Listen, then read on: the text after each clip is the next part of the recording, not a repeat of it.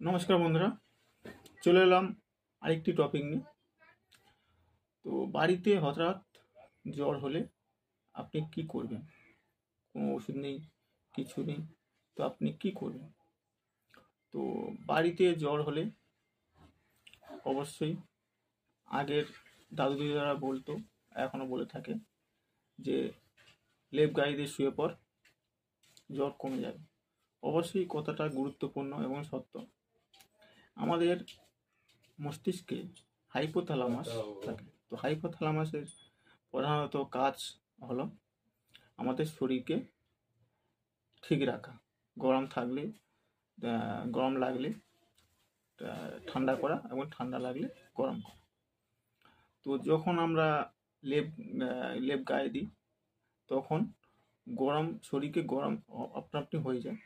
তখন ব্রেন থেকে ওখান থেকে একটা ঘাম সৃষ্টি করে। তো ঘাম সৃষ্টি করা মানে, আগে ভিডিওতে বলেছিলাম, ঘাম সৃষ্টি হওয়া মানে জ্বর কমে যাওয়া। তো অবশ্যই লেপ গায়ে দিলে জ্বর কমে যাবে। এবং অবশ্যই কিছু কিছু গুরুত্বপূর্ণ আগেকার আমাদের পুরনো দাদুদিদারা বলতো গুরুত্বপূর্ণ বিষয়, এগুলো সত্য। অবশ্যই এইসব পালন করবেন। এইসব পালন করলে অবশ্যই জ্বর কমবে। ধন্যবাদ সবাইকে। সুস্থ থাকুন, ভালো থাকুন।